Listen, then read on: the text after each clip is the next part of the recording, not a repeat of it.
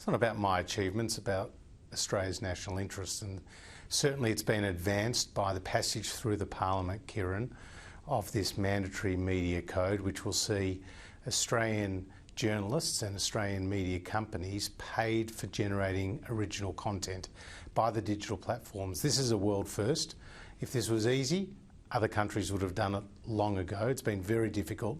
It's been the subject of protracted negotiations in recent weeks, but also more than 3 years of work by the ACCC with the key stakeholders putting together this code, which is now law. There's been immense international interest. This is really a precedent.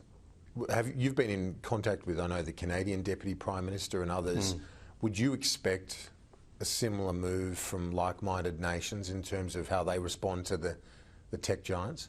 Well, you're right, there's a lot of interest, and other countries have already indicated that they want to move in a similar way. This was always a proxy battle here in Australia for the rest of the world, and more was at stake than just a few commercial deals with these major companies, Facebook and Google. What was at stake here was Australia's sovereignty, our ability to make laws that affected those companies that operated within our borders. They might operate across borders, but they also operate within our borders. And as the Prime Minister and I and Paul Fletcher and others have continuously said, the rules of the digital world need to replicate the rules of the physical world. And this is very important legislation, and it's certainly been in Australia's national interest. So it's modernising essentially our sense of sovereignty in a way.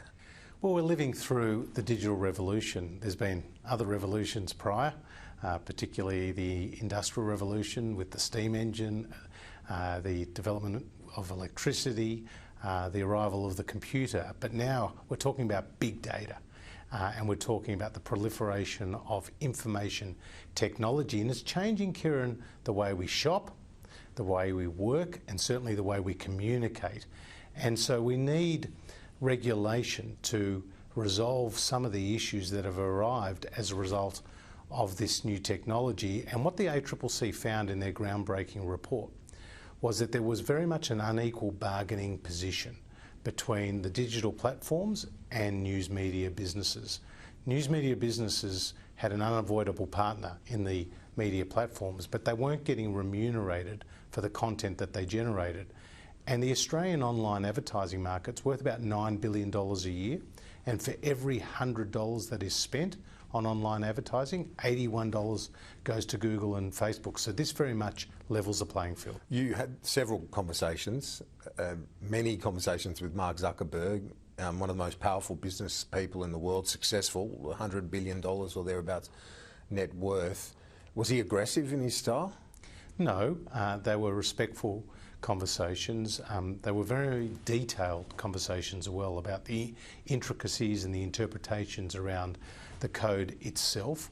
I found them very constructive discussions. So he knew the implications, didn't he? So he was well briefed, and for him as the leader of his company, the founder of his company, to pay so much attention to what's going on here in Australia is pretty unusual. But that again speaks to the global ramifications of what this code was all about.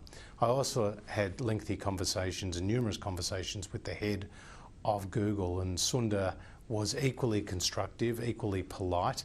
At some stages I thought that all was lost because I took their threats very seriously. We weren't intimidated by them, but we didn't dismiss their threats. So if you failed in getting this deal, they would have walked?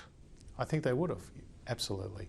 I think Google was very serious when it said that it could turn off its search engine here in Australia. And with respect to Facebook, we saw that immense market power that they had when, without any prior warning to the Australian government, they pretty much blacked out Australian news media from their platform completely. What was your reaction when that happened? Well, in the process, they took out charities and government websites, everything from 1-800-RESPECT to New South Wales Fire and Rescue. But what was your personal reaction? Were you shocked? Absolutely shocked. I was pretty appalled actually by it, and made those views, and so did the Prime Minister and other ministers made those views very clear on the day. It was unnecessary, it was heavy-handed, and it was wrong. But by the same token, we got back to the negotiating table. I made pretty clear to Mark Zuckerberg that we were disappointed not just in what they had done here in Australia, but Kieran, the way they had done it and not giving us advance notice. But I have to say that the discussion since then took us into the right direction, and now I think Australia can be pleased with where we are, and we just wait for these commercial deals to be put in place. What was the clincher that got the deal across the line, that saw him say, OK, we'll sign on? Well, there were lots of detailed issues, but we put in place clarifications and technical amendments that gave them more comfort about the workability of the code. We put in place a new mediation step that goes after negotiation but before the final offer arbitration kicks in. That's for a period up to 2 months. I also said that as Treasurer and the person responsible for designating one of the digital platforms to which the code would apply, that I would give them 1 month notice as well. And there were other changes that we put in place that we worked through together. And, well, good news in the end. Let's look at some other news, because that was really the bright spot for the government over the last fortnight by a long way. It's been a difficult period. Politics is never dull. Well, it's certainly not. We've seen these allegations, the rape allegations from Brittany Higgins. Linda Reynolds has been hospitalised, the Defence Minister, under enormous stress. You know, if this does become too much, can you see her quitting? Well, Linda's done a very good job in that portfolio. As you know, she's been a senior serving military officer.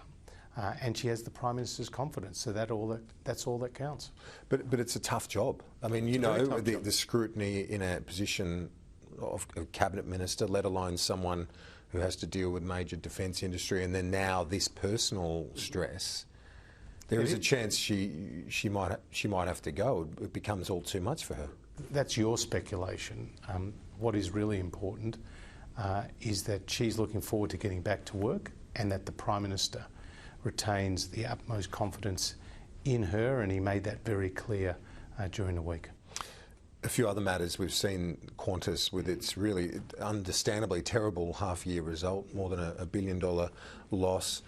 Over $460 million in JobKeeper went to Qantas. What happens when JobKeeper stops? Surely Qantas and the airlines have to have a commensurate level of support if they're going to stay viable.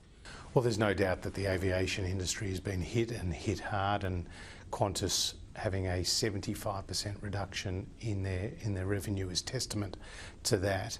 The domestic tourism market is going to pick up, particularly as the vaccine is rolled out, confidence comes back, and we don't see those borders closing as frequently as we saw over the course of last year. When I last spoke to Alan Joyce, he told me, for example, in 1 month, in the month of January, he cancelled 1,500 flights into Queensland alone.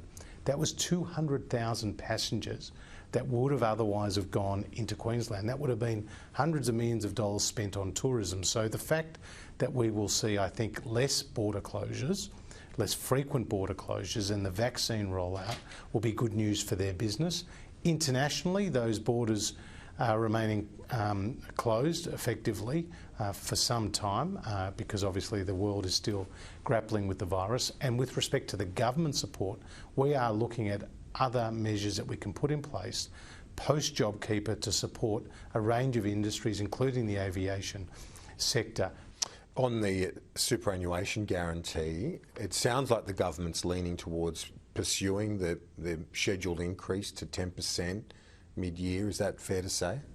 Well, I'm not going to comment on what the government may or may not do in this space. The scheduled increase is not occurring till mid this year, and what we have frequently said is that we will make a statement before that increase takes effect about what will happen. But 10%, that's the next scheduled increase. Correct. You'd be in for one hell of a fight if you don't go ahead with that. Well, a couple of things. The first thing is there is an obvious trade-off between wages and the superannuation guarantee. It's been stated repeatedly by the Reserve Bank Governor, by the Grattan Institute and by many other leading economists. And we have been through a once-in-a-century pandemic, and we have seen, wages hit as a result.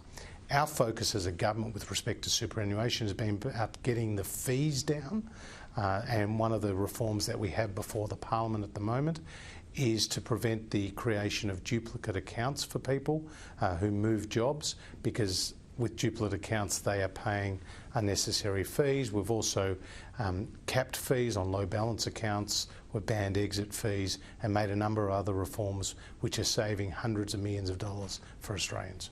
Treasurer Josh Frydenberg, thanks. Appreciate it. My pleasure.